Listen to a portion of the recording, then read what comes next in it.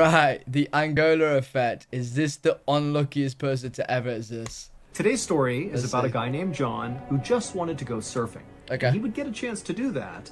However, when he was finally out on the water, something super rare and super horrible happened to him that actually kicked off a series of more rare and terrible things that all happened to John. I mean, this whole story is so outrageous. What does Angola mean, though, the Angola effect? That it just sounds totally made up. But I can promise you, it's not. But before we get into that story, if you're a fan of The Strange, Dark, and Mysterious delivered in story format, then you've come to the right place because that's all we do, and we upload once a week. So, if that's of interest to you, it's a please place. offer to make the like button a friendship. A surfer named John Doyle was sitting on a surfboard out in the Atlantic Ocean off the coast of West Africa, just scanning the water waiting for a wave. Okay. John was totally alone out here. There were no other surfers, nothing, and the only sign of human civilization anywhere was John's Land Rover, which was parked up on the sand on the beach. John was an American. He was from Colorado, and so his experience had always been, lots of snow and mountains and trees, because that's Colorado. But now here, off the coast of Africa, it was like a totally different planet. And in fact, today, John was really feeling that because the sun was so hot that day. It was over 95 degrees Fahrenheit, and he could actually feel his back starting to burn as he sat there, waiting for the next wave. And so he told himself, actually, that he would just catch one more wave and then call it a day to avoid a sunburn. But, bro, I already know, bro, in this story, like, a pack of lions is gonna attack him or something, bro. We're in Africa right now, man. You gotta be careful, mate.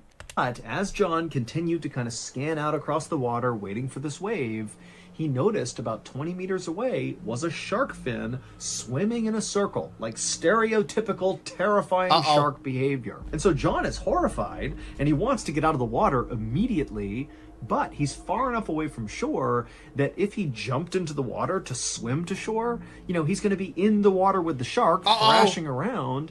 He's just going to attract the shark over to him. And so John decides his only hope here to escape the shark is actually just to surf in. That way he'll stay out of the water. It's much faster. He'll get to shore. The shark can't follow him there. It'll be fine.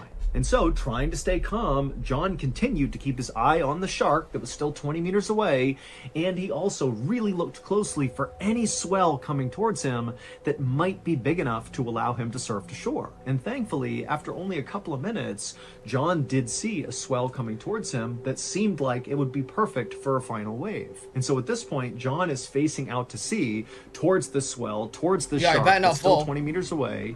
And he turns himself around, so he's facing towards shore, and then he lays down on his stomach and he begins to paddle towards shore. And as he's doing this, he's checking the swell to see when it's going to come up, when he can stand up.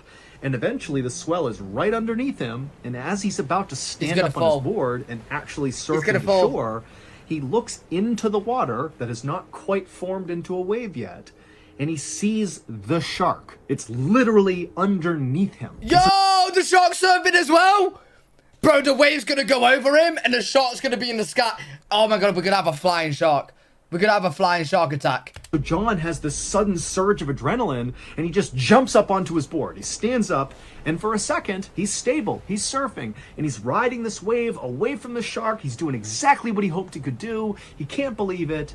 And then, because he was panicked, because he was rushing, because it was a new board, who knows why, the nose of his board suddenly dipped just long enough to throw John off his board and into the water. Oh, he's dead. The shark. He's dead. And so immediately, as this wave is churning John over, he grabs onto his surfboard and just kind of holds on, and he's waiting for a moment when the wave stops so he can get out of the water, back on his board, and away from the shark. But before the wave even stopped tumbling him over, John suddenly felt the searing pain in his calf. And so John, who's underwater, still clutching his board, he opens his eyes underwater, and he looks down, and through the cloudy water, he can see very clearly it is the shark, and it's a great white shark that is latched on to his leg. And so now, in a total panic, John began punching the nose of the shark. Okay. And when he did, the shark actually recoiled and released his leg long enough that John could pull it out. Wait! Yo, the shark's a pussy! The shark's a pussy! So if you get in a fight with a shark, just punch it in the face. What? The shark actually recoiled and released his leg long enough that John could pull it out. He actually managed to get up onto his board again. Oh, and wow. just a second later, almost out of instinct, he was back standing on his board, just surfing along with a leg that was now bleeding profusely into the water. And for a second, John was stable and appeared to be kind of moving towards shore again. But then the shark, it doubled around and swam at John from the side and literally smashed into him, knocking him off the board fine, punch him. back into the water. Punch but him. This time, He's a bitch. John managed, when he fell this second time, to actually grab on to the board with both hands. So he has two hands on the board. He's getting tumbled in the water again, but he knows the shark is going to come for him. And so at the last second, he pulled the board close to his body and kind of turned himself like it was a shield. And the shark came flying towards him and bit him. But because he used that surfboard as a shield, the shark just bit the surfboard, ripped off half of it, and swam off with it and began mauling this half of the surfboard. And John, with... Bro, this shark is a dumb motherfucker, man. The shark thinks he's got his body. He's eating the surfboard, bro. What an idiot. What an idiot. The other half of the surfboard, he somehow managed to stand up on it. Again, his leg is bleeding everywhere, and he rode this damaged half surfboard into shore successfully away from the shark. Wow. And so when John pulled himself up onto the sand, you know, out of the water, he looked back and he saw the shark swimming off. And even though he's in excruciating pain from this attack, he was so relieved. He couldn't believe he actually just survived that. Yo, I already know what's gonna happen. He said at the start of the video, one bad thing led to another, yeah? He's just been bit by a shark attack. He's on the beach now. I guarantee you he turns around and there's a whole pride full of lions and tigers. He's gonna turn around and now he's got Mufasa after him, bro. I know it. I know it. But John did not have time to think about, you know, what good fortune this was in a way, because he was an hour away from the nearest civilization. And between where he was now and that town, there was nothing. There weren't homes, there weren't buildings, there weren't offices, nothing. It was just totally wildlands until you got to that town. And so John knew he would need to get in his car and drive all the way to that town and then get the people of the town to go get medical help. So, I mean, he is hours away from getting the help he needs. And so he has no time to waste. And so he crawls through the sand. You know, his leg is killing him, but he's just so focused on getting up to his Land Rover. And he manages to get to his car. He opens the door. He climbs in the driver's seat. And then as soon as he's in there, you know, he shuts and locks the doors. And then he grabs a white t-shirt that he had on the passenger seat and he ripped it into strips. And he used those strips like tourniquets and he wrapped them around his leg. Call 911. He's in Africa, Nadia. He's in the middle of Africa. Well, on the coast of Africa. But he's in Africa. I don't think he could call 999.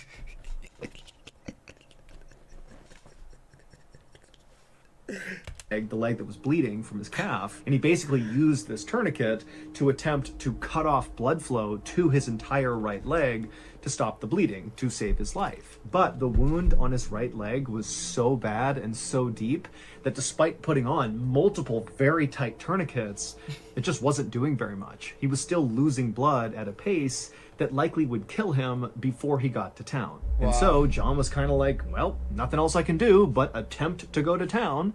So he fired up his car, he reversed off the beach, and began making his way towards town. As John sped along the road, he began to feel very lightheaded. You know, between the pain in his leg and the extreme heat outside, he just felt very dehydrated and weak. And so he thought to himself, if I can't get a sip of water soon, I'm going to pass out right now, and then I'm done for.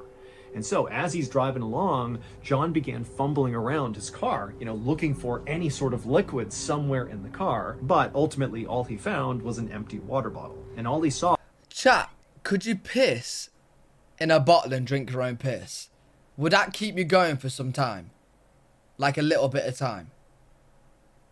No. Like not even help it won't even help slightly. Oh, you can't... Okay, you're quite mixed. Oh, you need a filter. Well, I'll try it. Bro, if I was gonna die, I would just piss in my mouth. In every direction was just this barren African savanna with no people and no water anywhere. And so John just kept on driving, hoping eventually he might find some water source.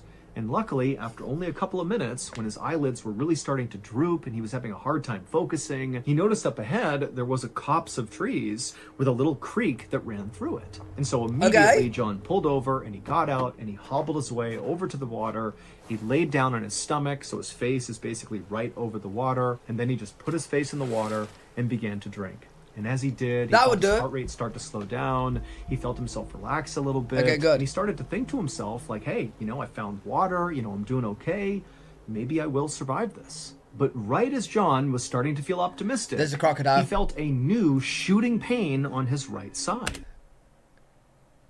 A lion has just bit him. A lion is behind him and just bit him. Oh my god, this guy is just food for the animals. And so with a little bit of strength he had, he managed to turn his head and looked to see what was going on. And staring back at him was a lion. I knew it! I fucking knew it! It's Africa! It's fucking Africa! Oh my god! Oh, how unlucky can you be? How unlucky could you be, bro? You've just been bit by a shark, and now you have a fucking lion biting you. Oh my god. Oh my god, bro. No. Just call it a day. Just call it a day. I'd be like, you know what, bro? I love Lion King. Eat me. I'm done. Eat me. Eat me. To see what was going on, and staring back at him was a lion who had just bit his side and was now growling and staring at John. Wait, Shadow, you got lions in America? No. What? No, you don't. Oh, mountain lions. Oh, in zoo. Oh, wait, yeah. Well, everyone has them in zoo. We got lions in zoos. I mean, like, the actual, like, Mufasa, Simba. You know what I'm saying? Who had just bit his side and was now growling and staring at John and beginning to move its jaw left and right to really sink its teeth into John. Oh. Okay, so if you're not listening to our show called Run Fool, then you Bro, is this done? Is the guy dead? Is the guy dead?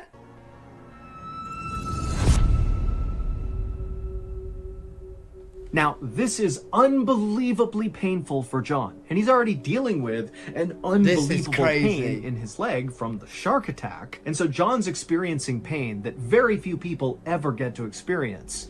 And it caused this unbelievable surge of adrenaline. One that you would likely get basically right before you die. That was the level of adrenaline he was getting.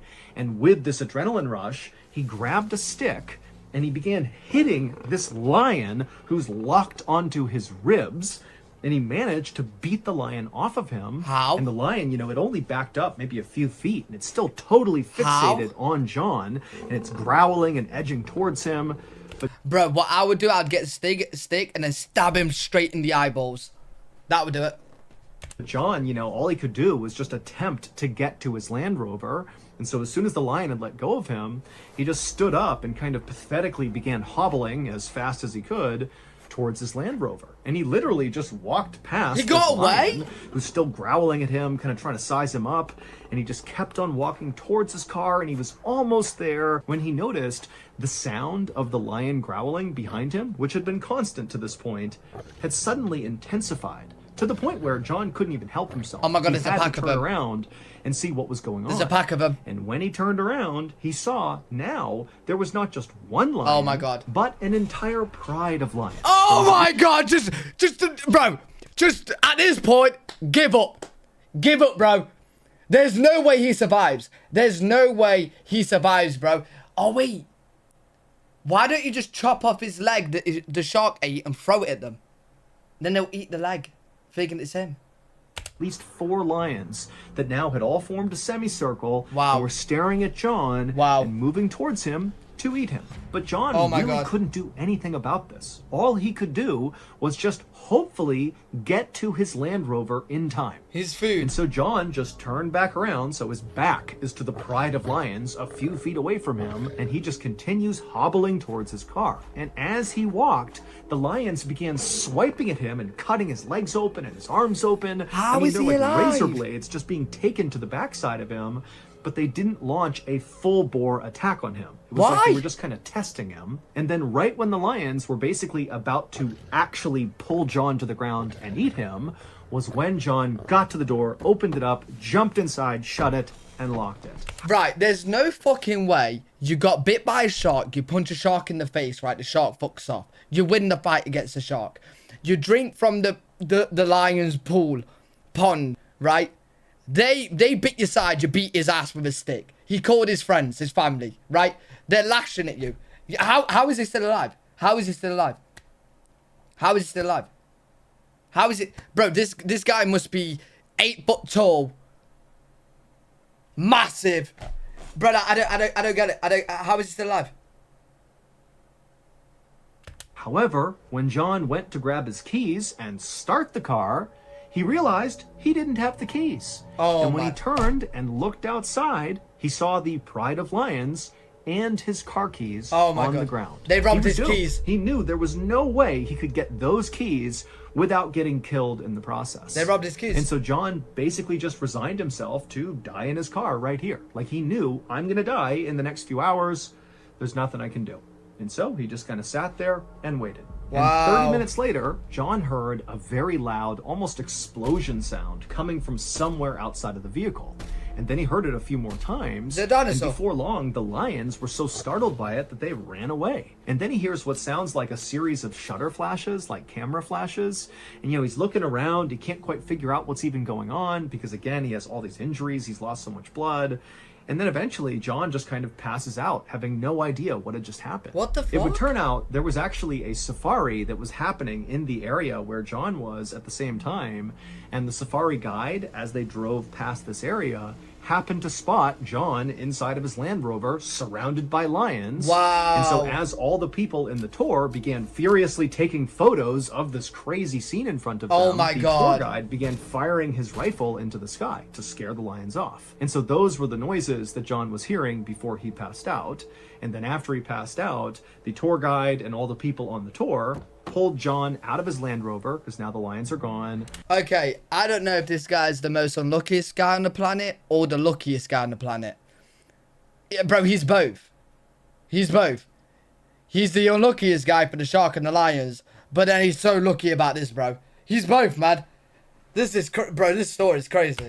And they would take him to a hospital where doctors and nurses would have to give him 250 stitches to stitch up all of his various shark and lion wounds. John would make a full recovery, and he would hang up on his wall in his office the broken half of that surfboard that he did successfully manage to ride in to escape the shark. He says Wow. the surfboard reminds him how lucky he was. Oh my God. As promised, here is a clip from... Oh my God, chat. Well, we've learned a lot from this video. We learned if you ever get bit by a shark, punch it in the face. If you ever get bit by a lion, smack it with a stick. Bro, that's crazy, man.